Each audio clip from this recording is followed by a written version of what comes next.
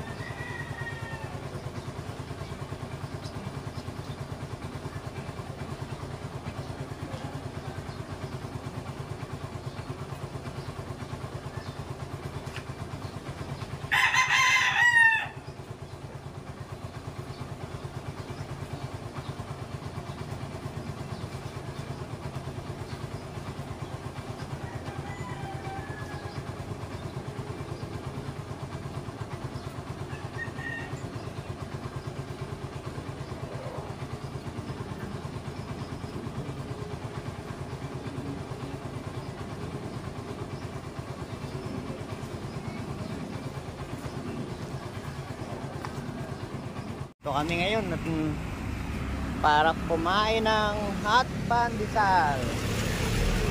Ayan po, dire-diretso po ang aming biyahe papunta po ng Nueva Ecija.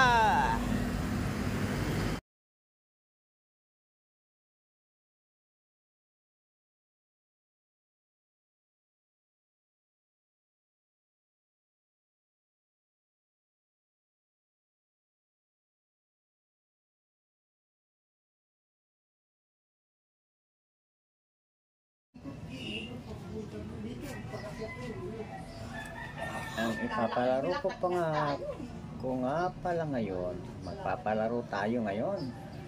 Itong palaro na ito ay para sa mga dalaginding at sa mga binatilyo. Ayan. Alam nyo ba kung itong mga nakikita nyo na to ay mga goma?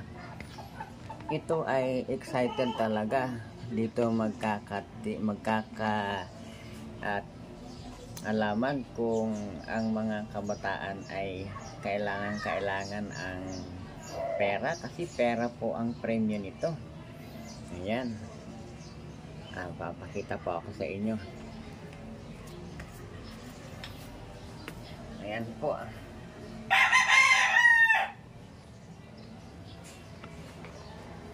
dahilan sa ako ay sabik na sabik sa masaya, kaya ang ginusto ko po sa tuwing makakakita ko ng kabataan ay pasayahin.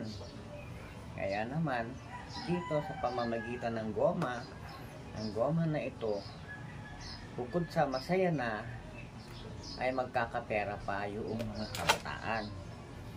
Ito po ay ipapaalam ko na sa inyo kung ano ang gagawin nila dito. Ito po ay maliit lang.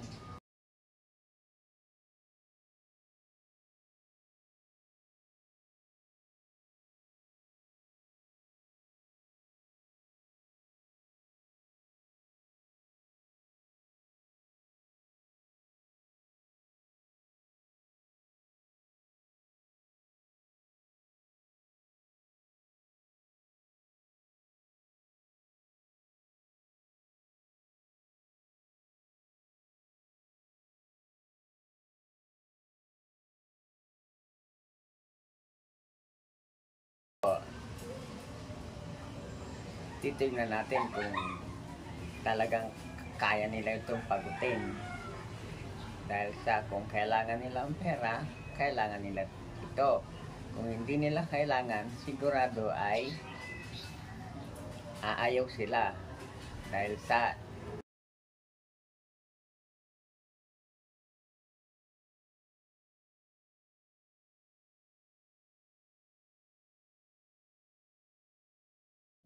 ayan, nakita nyo na po ha.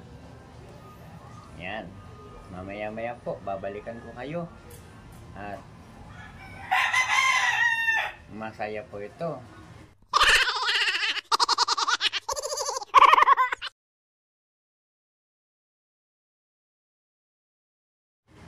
Sigurado po, may sigawan dito at tilian dito.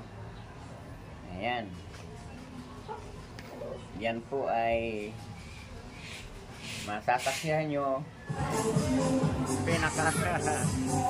Siguang. Kagwang-wang. Nandito po ay si Kagwang Boy Papaya.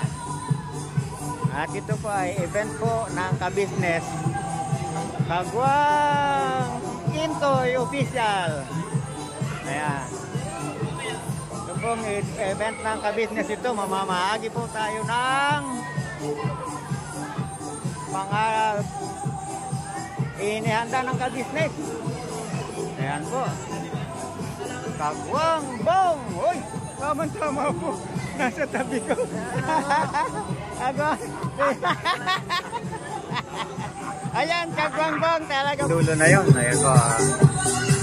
Ayan po. Hi, hello po mga ka-business. Sa Imas TV po. Magtulong po sa inyo.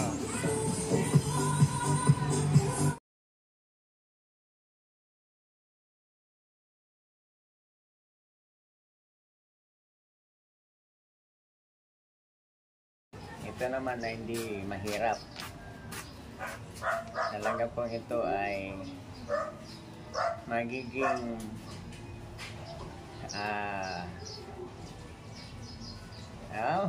ano ba tawag nito? Ito po ay magiging isang challenge sa kanila. Ayan po, ayan. Bibilangin ko na po ito, tigli-5 lang eh. 5. Isang pares na po ito. Tapos 10, 2, 15, 3, 20, 4. Ayan po. Kulang pa ng isa. Talagang maging 30.